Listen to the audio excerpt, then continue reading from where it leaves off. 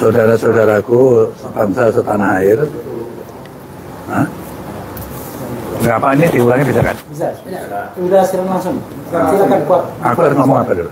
Siaran langsung ini. Sudah siaran langsung. Oh, iya, oke. Halo.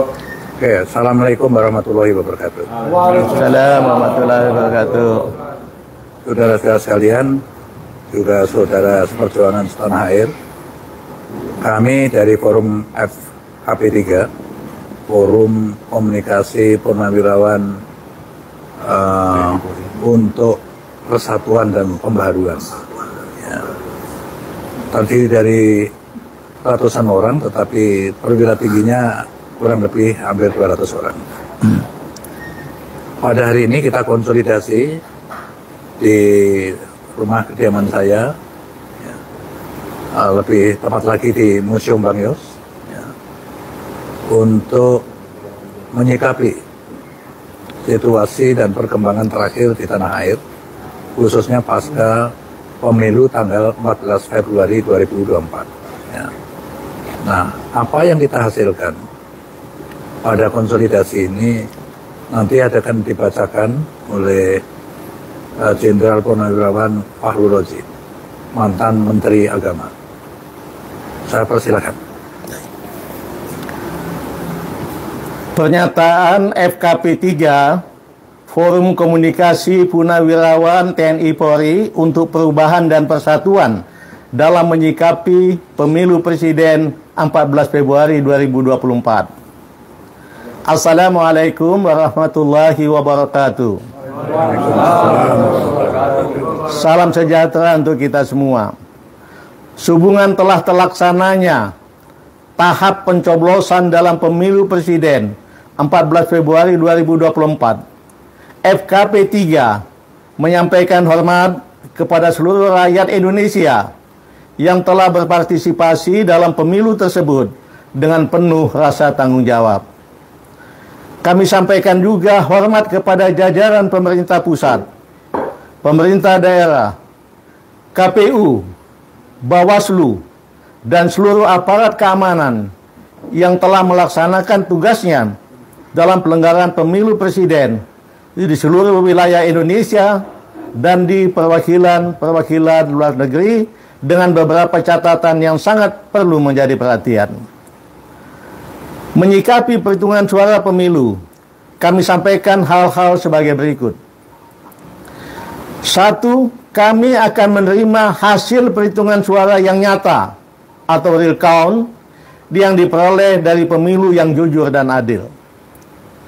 Kedua, kami yang bercita-cita menjadikan pemilu 2024 antara lain sebagai momen memulai zero corruption, penegakan hukum tanpa pilih bulu, membangun sistem pengawasan kinerja pemerintah dengan mengefektifkan fungsi pengawasan DPR dan seluruh komponen rakyat yang kritis, memberi beberapa catatan sangat buruk terhadap pelaksanaan pemilu presiden 2024 sebagai berikut.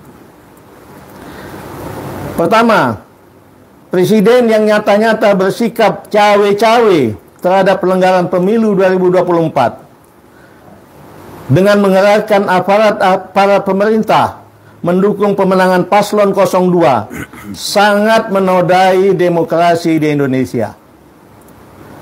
Kedua, pemunculan nama Gibran Rakabuming Raka sebagai calon wakil presiden 02 yang dilakukan melalui rekayasa hukum yang sangat memalukan dan langsung disambut oleh KPU tanpa lebih dahulu menunggu revisi peraturan KPU telah nyata-nyata telah mengkhianati konstitusi. Ketiga, penggunaan hukum sebagai instrumen politik untuk menyandera tokoh-tokoh politik agar mendukung paslon 02 selain merusak upaya pemberantasan korupsi, juga merusak sistem hukum dan politik Indonesia. Keempat, kecurangan oleh petugas-petugas KPU dan jajarannya, serta pendukung paslon tertentu yang dilakukan secara terstruktur, masif, dan sistematis, telah sungguh-sungguh mengkhianati demokrasi dan konstitusi, serta membahayakan eksistensi dan keutuhan Negara Kesatuan Republik Indonesia. Berdasarkan hal-hal tersebut di atas, kami bersikap sebagai berikut. 1. Memprotes keras deklarasi pemenangan 02 yang dilakukan berdasarkan quick count yang bukan merupakan hasil resmi pemilu. Kedua, mendesak kepada yang berwenang untuk mendiskualifikasi Prabowo Gibran sebagai paslon 02 pada Pilpres 2024. Kemudian untuk menjadi pelajaran bagi semua pejabat negara, kami mendesak Presiden Joko Widodo dan semua pejabat yang telah merusak demokrasi dan hukum Indonesia secepatnya mundur atau dimajulkan. Semoga Allah Subhanahu wa Ta'ala, Tuhan Yang Maha Esa, meridhoi niat baik kita bersama untuk membangun Indonesia sesuai cita-cita yang tercantum di dalam pembukaan Undang-Undang Dasar tahun 45. Assalamualaikum warahmatullahi wabarakatuh. Jakarta, Museum Bang Yos, tanggal 17 Februari 2014. Terima kasih. Bisa mengajukan pertanyaan sedikit Pak Jenderal? Ya, silakan. Yang hadir siapa aja dalam rapat ini? Sebetulnya anggota FKP 3 ini ada lebih kurang, jenderalnya ada lebih kurang 200 orang.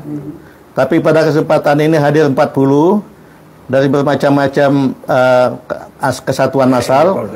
Umumnya dari dari TNI Angkatan Darat, TNI AL, TNI AU dan kepolisian. Alhamdulillah 40-an orang itu ada di sini pada saat ini. Oke, rapatnya dimulai dari jam berapa tadi sampai menghasilkan kesimpulan ini? Mungkin Pak Jos bisa Kita mulai jam 10 ya. Ya seperti biasa, alhamdulillah mantan-mantan militer jadi bisa tepat waktu tadi datang. Terus kita break untuk sholat zuhur sama makan siang. Terus kita lanjutkan lagi sampai jam sekarang ini. Jam berapa ini? Jam 16. Jadi kira-kira 6 jam lah. Kita berdiskusi, ya.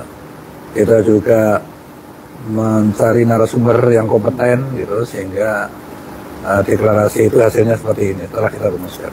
Bang Yos, ada dua, atau mungkin Pak Jenderal Fahrul Razi, ada dua poin yang sangat strong, yaitu diskualifikasi terhadap Prabowo Gibran, dan yang kedua adalah atau mundur atau dimaksudkan Presiden Jokowi.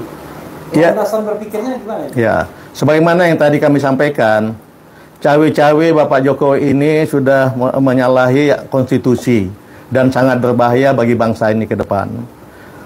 Oleh sebab itu, harus kita minta beliau mundur, atau kalau tidak dimajulkan. Karena kalau tidak, ini akan menjadi suatu presiden yang sangat tidak baik buat bangsa ini ke depan. Itu yang utamanya. Soal diskualifikasi. Nah, diskualifikasi paslon 02, kita lihat sengaja bahwa beliau ini selain telah di kecurangan banyak, beliau berdua ini, pasangan ini sangat menikmati dari kecurangan itu dan melakukan selebrasi kemenangan berdasarkan quick count, dan itu sangat merusak pemikiran penalaran dari rakyat banyak, seolah-olah itu sebagai sebuah hal yang resmi formal, padahal itu hanya berupa quick count. Tapi kalau bisa kanan, mungkin ada salah satu teman juga yang mendampingi saya, Irjen Polisi Anas Yusuf, untuk bisa memberi tambahan sedikit. Terima kasih. Ininya dikasih ke Pak Anas. Nah, satu. Nah, dari mana?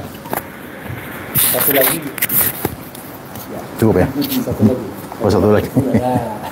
Maaf, makasih. Oke. Ya. Mungkin dari saya bahwa kita tahu tentang tadi kenapa harus didiskualifikasi. Kita tahu dari berbagai fakta dan banyak sekali juga yang memviralkan tentang kecurangan-kecurangan. Tentunya ini juga merupakan argumentasi kita untuk bisa diskualifikasi, termasuk pendaftaran pada saat Capres dan Cawapres 02 mendaftarkan, padahal waktu itu belum diputuskan tentang PKPU umur yang menjadi syarat menjadi wakil calon presiden. Mungkin salah satu itu. Saya dikit